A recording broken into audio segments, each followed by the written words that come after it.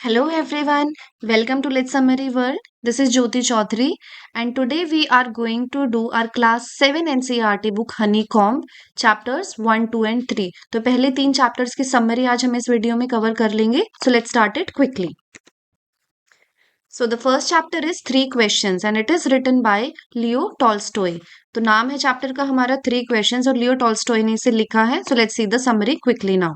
A certain king wanted to rule perfectly and never fail in anything. तो इसमें किसी king की बात की गई है जो कि एक परफेक्ट रूल चाहते थे. वो चाहते थे कि किसी भी चीज में वो कभी फेल ना हो.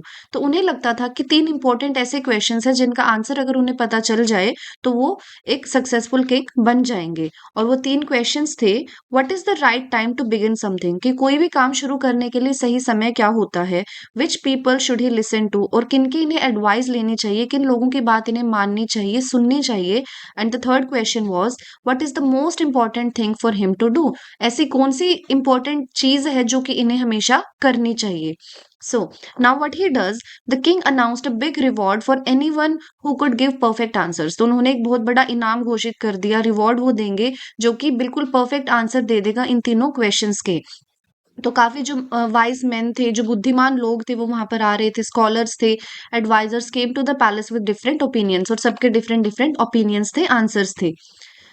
For the first question right time, जो उन्होंने राइट टाइम का क्वेश्चन पूछा था, उसके लिए some said follow a strict time table. किसी ने कहा कि एक टाइम टेबल फॉलो करो. किसी ने कहा कि consult magicians for lucky moments, कि अपनी लकी मोमेंट्स के बारे में पता करो, मैजिशियन से बात करो. Some said act only after careful planning, कि तभी एक्ट करो जब आपने कोई प्लानिंग कर रखी है. Second question was people to listen to, कि वो किन लोगों को सुने. उसके लिए सजेशंस आए कि इंक्लूडेड काउंसलर्स, कि आप अपने काउंसलर्स की बात सुनिए, प्रीस्ट की बात सुनिए, डॉक्टर्स की सुनिए, सोल्जर्स और a council of vice main, कि इन सब की आपको बात जो है सुननी चाहिए. एंड थर्ड क्वेश्चन था most important thing to be done. उसके लिए आंसर्स आते हैं science, worship of God, fighting, ruling well, etcetera. तो अलग अलग डिफरेंट डिफरेंट आंसर सभी लोग दे रहे थे, लेकिन जो किंग थे वो बिल्कुल भी सेटिस्फाइड नहीं थे इन सारे आंसर से. इवन वो काफी ज्यादा कंफ्यूज होते जा रहे थे और इसीलिए किसी को भी रिवॉर्ड नहीं मिला. Now what happens, finally the king decided to ask a wise hermit. फिर वो किंग जो है वो डिसाइड करते हैं कि एक वाइज हर्मिट है, मैं उससे मिलूंगा और उससे इसके आंसर जानूंगा. ये हर्मिट कौन है? A simple holy man living alone in the forest. ये बिल्कुल अकेले फॉरेस्ट में रहते हैं. The hermit never left his forest home, spoke only to common people. और ये हमेशा यहीं पर रहते हैं अकेले से, और कॉमन लोगों से भी जो है ज्यादा बातचीत नहीं करते हैं. The king dressed like a poor man. अब बिल्कुल वो अपना वेश बदल कर जाता है king in disguise as a poor man, no guards, no royal clothes, and went alone to meet the hermit. और वो अकेले ही वहां पर जाते हैं. He found the old hermit digging the ground in front of his hut with the spade. The king greeted him and asked the three questions. अब उन्होंने देखा कि जो हर्मिट है वो अपना काम कर रहे हैं, वो जमीन खोद रहे हैं अपने हट के बाहर, अपनी जो उन्होंने छोटी सी अपनी कुटिया बना रखी थी, you can see it in the picture. वो अपना काम लगे हुए हैं और किंग ने जाकर उनसे ये तीनों क्वेश्चंस पूछे. The hermit did not answer. Hermit ने कोई आंसर उन्हें दिया ही नहीं किंग को. Instead he kept digging. वो अपना काम करते रहे, वो जमीन को खोदते रहे. The king so the hermit was weak and tired. और किंग ने देखा कि जो हर्मिट है वो काफी ज्यादा वीक है और काफी थके हुए भी लग रहे हैं. सो ही ऑफर टू डिग इंस्टेड. तो उसने ऑफर किया कि मैं आपकी हेल्प करता हूँ, मैं आपकी इस जमीन खोदने में हेल्प करूंगा. The hermit gave him the spade and the king dug for hours. और उन्होंने स्पेड दे दिया जिससे कि वो खोद रहे थे, और जो किंग है वो घंटों तक वहां पर खुदाई करते रहे. First one bed then two, मतलब बेड होते छोटे छोटे जो क्यारियां हम बोल सकते हैं हिंदी में, उनको वो खोद रहे थे. एज इवनिंग केम, अब शाम हो रही थी. A wounded man bleeding badly run out of the woods and fell at the king's feet. एक आदमी आता है, बुरी तरीके से वो ब्लीड कर रहा है, उसको चोट लगी हुई है, और वो आकर जो किंग के पैरों में गिर जाता है. The king and hermit carried him into the हट. वो दोनों से, हर्मिट और किंग, इस वुंडेड मैन को अपनी हट के अंदर लेकर जाते हैं. Washed and bandaged his wounds. और उसके जो जख्म उसको लगे थे, चोटें लगी थी, उसको साफ करते हैं, उसको दवाई लगाते हैं, बैंडेज लगाते हैं. And gave him water and food. उसे खाना पानी देते हैं. The wounded man slept through the night. और वो सो जाता है. The next morning the wounded man revealed he was the Kings enemy. Next morning अब जो वो वुंडेड मैन था वो बताता है कि मैं ये जो किंग है इनका एनिमी हूँ, इनका दुश्मन हूँ. He had come to kill the king. और वो यहाँ पर किंग को मारने आया था. Because the king had killed his brother and taken his land. क्योंकि किसी टाइम में जो किंग है उन्होंने इस आदमी के भाई को मारा था और इनकी लैंड को ले लिया था. But since the king was helping him instead of ruling, he felt ashamed and asked for forgiveness. लेकिन अब किंग का जो ये एक्ट था, उसने जो हेल्प की थी इस वुंडेड मैन की, तो वो जो है फॉरगिवनेस, जो माफी मांगता है किंग से। द किंग फॉरगेव हिम, और किंग भी जो है उन्हें माफ कर देते हैं। Promise to return his land and send servants with him, और वो कहते हैं कि मैं तुम्हारी जमीन भी वापस कर दूंगा। Now the king asked the hermit again for answer to his 3 questions. अब हर्मिट से वो दोबारा पूछता है किंग कि आप मेरे 3 क्वेश्चंस का आंसर दीजिए। हर्मिट अब आंसर करता है। ही replied the most important time is now. पहला क्वेश्चन था कि कौन सा टाइम सबसे ज्यादा इंपॉर्टेंट है, तो हर्मिट कहता है सबसे ज्यादा हमारा प्रेजेंट मोमेंट इंपॉर्टेंट होता है, because the past is gone and the future is unknown. We can only act in the now, कि जो फ्यूचर है वो हमें नहीं पता क्या होगा, पास्ट जा चुका है, सबसे इंपॉर्टेंट है अभी का time. Second question, the most important person is the one you are with at the moment, कि सबसे इंपॉर्टेंट पर्सन कौन है जिसकी सुननी चाहिए, तो हरमिट आंसर करता है कि सबसे इंपॉर्टेंट वो है जिसके साथ अभी प्रेजेंट मोमेंट में है, the person right in front of you, because no one knows what will happen next और what will who will need help. Third question, the most important thing is to do good to that person, और जो person आपके साथ है सबसे important चीज यही है कि आप उसका भला करें, उसके साथ अच्छा करें। Help others, show kindness and love, this is the true purpose of life. तो ये तीनों आंसर्स उसे मिले किंग को। The king realize these answers came from his own experience that day. फिर किंग ने रियलाइज किया कि यही सब तो उसने किया है और उसे सब कुछ अच्छा भी मिला है। He help the hermit by digging present moment, उसकी प्रेजेंट मोमेंट यही थी कि उसने हेल्प की हर्मिट को डिग करने में। हेल्प द वुंडेड मैन की हेल्प की, द पर्सन विद हिम, वही पर्सन उसके साथ था, सेकंड क्वेश्चन का answer. And did good by saving his life and forgiving him, और उसने अच्छा भी किया उसकी लाइफ को सेव कर कर। So yeah here our chapter is over, हमारा फर्स्ट चैप्टर यहाँ पर खत्म हो जाता है। So it was a good story, I hope आपको याद रहेगी, बहुत इजी सी थी। एंड हमारा सेकंड चैप्टर है a gift of chappals, written by Vasantha Surya. आपको राइटर्स के नेम याद रखने हैं। So let's start it quickly. One hot afternoon Mridu arrives with her grandmother Tapi, आपको नेम्स भी याद रखने होते हैं। Mridu arrives with her grandmother Tapi at her aunt Rukmini, Rukmini के घर पर आती है Mridu. Mridu meets her excited cousins Ravi, Meena and Lalli. इनके नाम आपको याद रखने हैं, रवि, मीना एंड लली, ये कजन्स हैं मृदु के। As Mridu takes off her slippers on the veranda, जब वो अपनी चप्पल निकाल रही है मृदु, उसने देखा कि एक गंदी सी ब्लैक कलर की चप्पल भी वहां पर रखी है। You can see it in the picture, जो कि इतनी गंदी है कि वो ग्रे दिख रही है धूल मिट्टी लगने की वजह से, और उसके ऊपर पैरों के निशान भी है। All dusty with marks of long thin toes. She wonders whose they are, but Ravi quickly drags her to the backyard before she can ask. वो बस सोच ही रही थी, लेकिन रवि उसे तभी खींचकर जो है बैकयार्ड में ले जाता है, वो कुछ पूछ नहीं पाती है। In the backyard Ravi reveals their secret, अब रवि अपना सीक्रेट उसे बताता है मृदु को। A tiny fluffy white kitten hiding in a torn football, की उन्होंने एक किटन को छुपा रखा है एक फटी हुई फुटबॉल में, जो है वो किटन बैठा हुआ है इस टाइम पर। The children have been caring for this orphan stray, और जो ये बच्चे हैं ये इस स्ट्रे का जो है ध्यान रख रहे हैं। Ravi names it Mahendran, short for Mahendra Varman Pallava Punai. अब रवि बताता है कि मैंने इसका नाम जो है महेंद्रन रखा है, और ये शॉर्ट फॉर्म है महेंद्र वर्मन पल्लवा पुनाई की।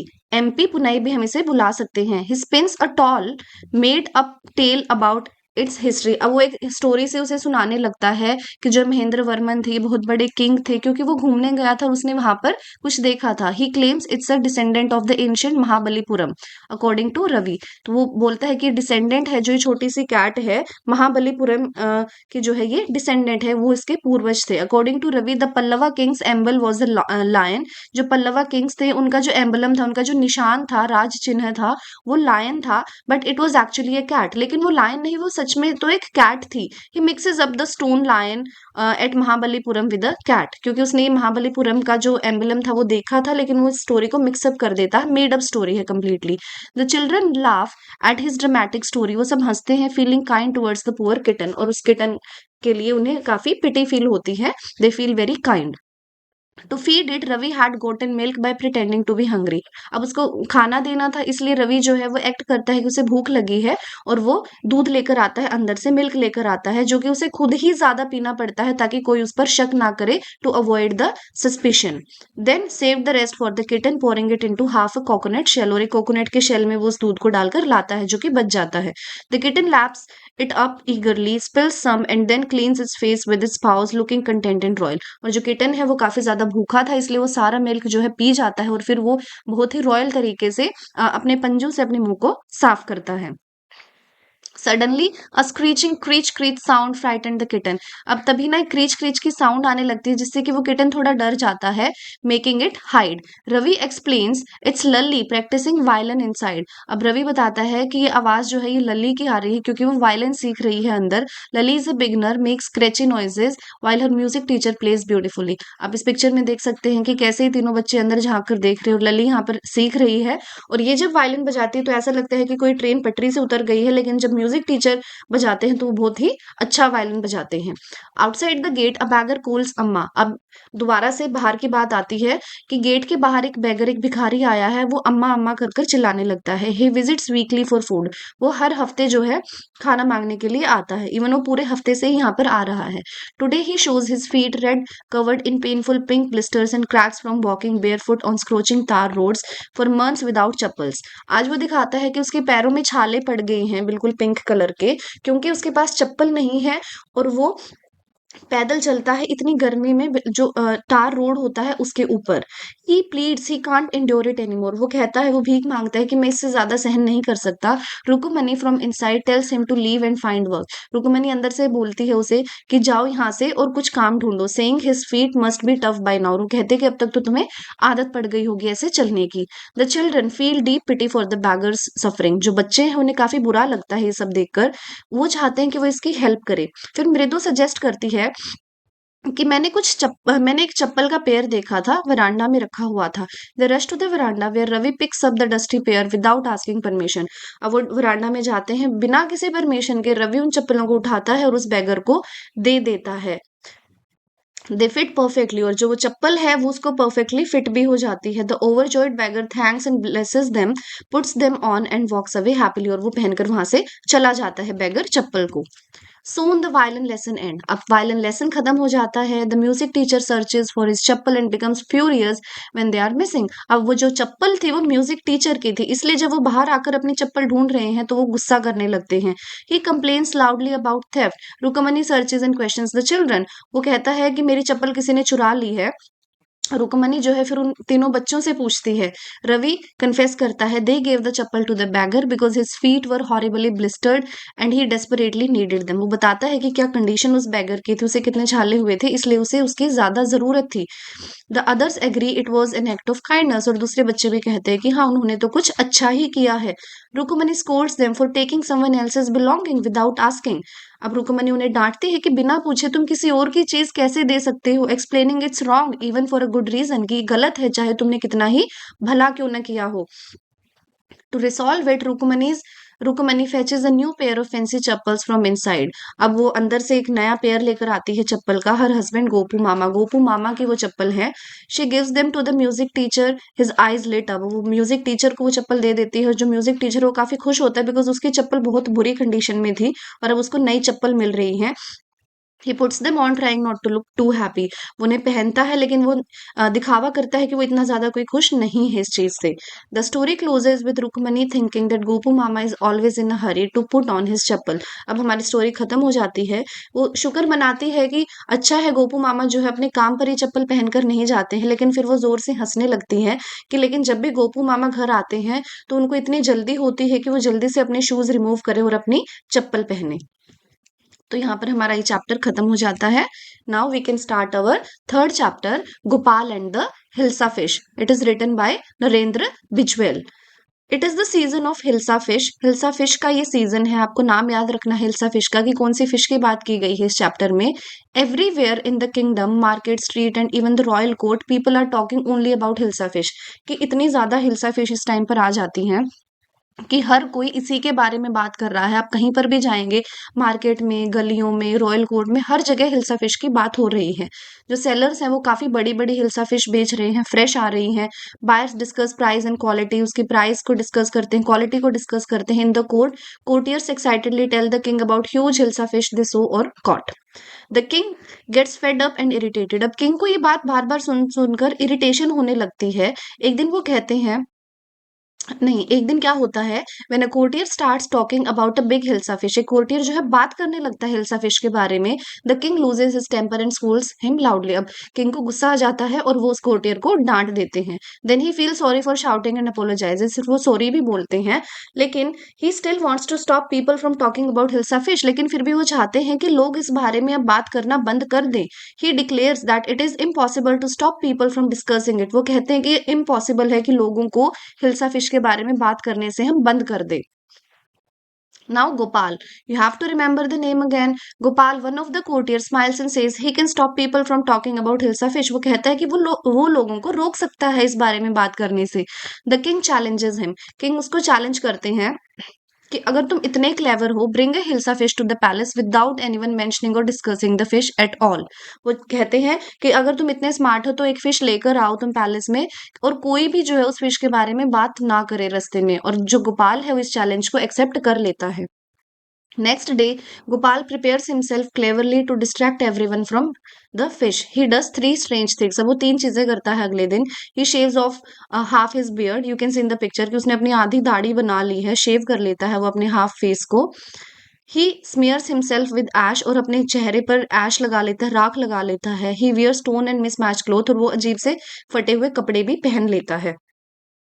Looking very funny and odd, अब वो बहुत ज्यादा फनी लग रहा है और ऑड लग रहा है। Gopal does goes to the market, he buys a big fresh hilsa fish, और वैसा ही करता है, फिश खरीदता है। As he walks through the street carrying the fish, people stare at him in surprise. अब जब वो चल रहा है मार्केट में, लोग उसको देख रहे हैं बजाय कि उसके फिश को। They laugh, point and call him mad और क्रेजी, और वो हंसते हैं उसके ऊपर। नो वन नोटिसेस और talks about hilsa fish, they are too busy commenting on Gopal strange appearance, क्योंकि उनका सारा ध्यान तो डिस्ट्रैक्ट होकर अब गोपाल के ऊपर है, कोई भी हिल्सा फिश की बात नहीं कर रहा है।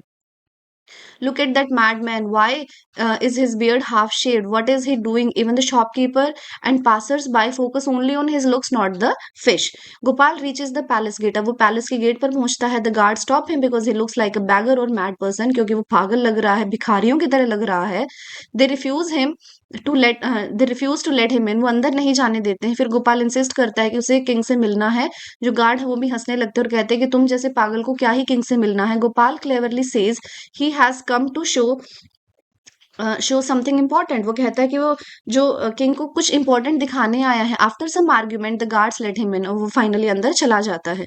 Inside the court everyone is shocked to see Gopal in his ridiculous state. अब सारे लोग जो है शॉक हो जाते हैं. The courtiers stare in disbelief, उन्हें यकीन नहीं होता है कि गोपाल ये क्या कर रहा है. Gopal's wife who is there thinks he has gone really mad, और जो उसकी वाइफ है वो भी सोचती है कि जो गोपाल है वो पागल हो चुका है. The king asks Gopal why he is dressed like this and behaving so strangely. अब किंग उससे पूछते हैं कि तुमने ऐसे क्यों ड्रेस किया और तुम ऐसे क्यों बिहेव कर रही हो.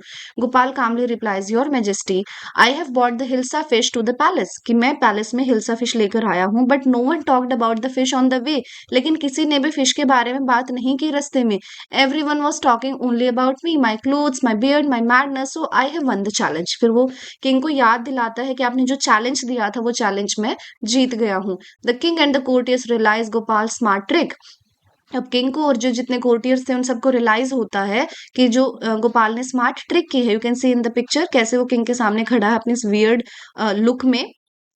By making himself look so comical, he diverted everyone's attention away from the Hilsa fish.